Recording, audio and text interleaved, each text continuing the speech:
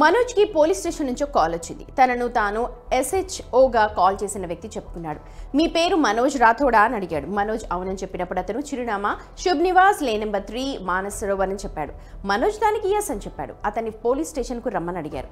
ఎందుకు అని ఆరా తీస్తే అతని ఇంటి నుంచి సైబర్ మోసాలు జరిగినట్టు పోలీసులు చెప్పారు. కొంతకాలంగా ఇదే విషయమై విచారణ జరిపి ఎట్టకేలకు అతని ఇంట్లో గతంలో నివాసం ఉన్న కొంతమందిని పట్టుకున్నారు.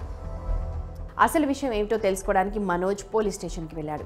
నిజానికి మనోజ్ కొన్ని నెలల క్రితం ఇంటిని అద్దెకిచ్చాడు. రెంట్ అగ్రిమెంట్ విషయానికి వస్తే ఆ ఇంట్లో అద్దెకుండేవారు, మాట దాటేసేవారు.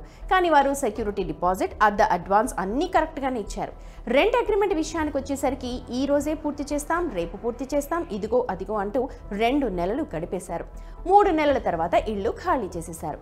మనోజ్కి ఎలాంటి నష్టం జరగలేదు కాబట్టి అతను వారిని ఎప్పుడు అనుమానించలేదు.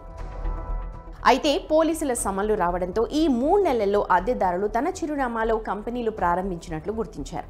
ఈ కంపెనీలన్నీ ఫేక్ డాక్యుమెంట్లతో ప్రారంభించడంతో కొన్ని సైబర్ నేరాలు, GST మోసాలు జరిగాయి. అందుకే ఇప్పుడు పోలీసులు మనోజ్ వెంట పడుతున్నారు.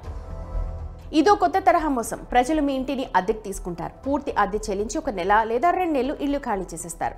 తర్వాత మీ ఇంటి అడ్రస్లో మోసపూరిత కంపెనీలు తెరిచారని తెలుసుకుని పోలీసుల పరిశీలనలో ఉన్నారని మీకు తెలుస్తుంది. అద్దె ఒప్పందం, పోలీసుల ధృవీకరణ లేకపోవడం వల్ల మిమ్మల్ని మీరు రక్షించుకోవడానికి ఏమీ లేదు.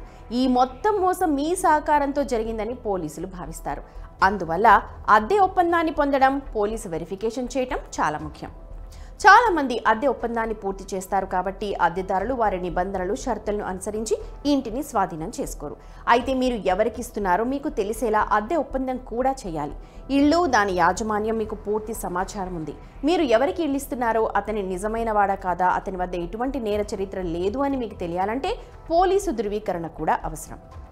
అద్దె ఒప్పందం అంటే ఏంటో చూద్దాం. అద్దె ఒప్పందం గురించి మాట్లాడితే ఇది వాస్తవానికి ఆస్తి యజమాని, అద్దెదారు మధ్య రాతపూర్వక ఒప్పందం. ఇది యజమాని, అద్దెదారు సాక్షిచే సంతకం చేసిన పత్రం.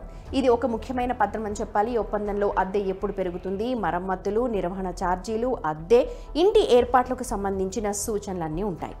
పోలీస్ వెరిఫికేషన్ గురించి మాట్లాడితే ఇది ఆన్లైన్, ఆఫ్లైన్లో జరుగుతుంది. అయితే 2 సందర్భాల్లో అద్దెదారు ధృవీకరణ ఫామ్ని కంప్లీట్ చేయాలి. అవసరమైన అన్ని పేపర్స్ని సబ్మిట్ చేయాలి. ఇది పూర్తి చేయటం చాలా ఇంపార్టెంట్. ఇది ఆస్తి యజమాని బాధ్యత. మనోజ్ విషయంలో మీరు చూసినట్లయితే ఇక్కడ నిర్లక్ష్యంగా ఉన్నవారు తమను తాము పెద్ద ప్రమాదంలో పడేసుకోవచ్చు.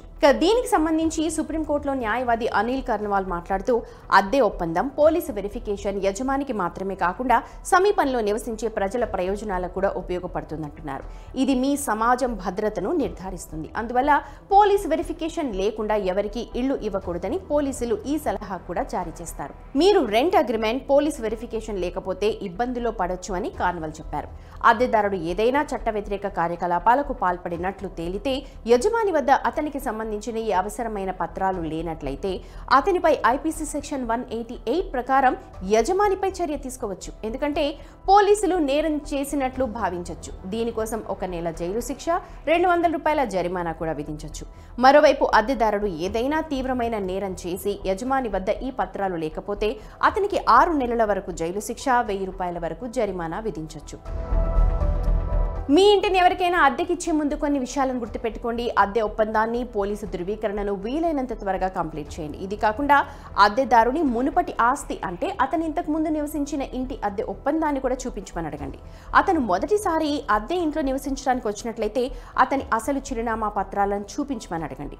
వీటన్నిటితో మీరు మీ ఇంటిని అనుమానాస్పద వ్యక్తికి అద్దెకి ఇవ్వకుండా రక్షించబడతారు. కాబట్టి అప్రమత్తంగా ఉండండి. మోసపూరిత అద్దెదారుల నుంచి మనల్ని మనం కాపాడుకుందాం.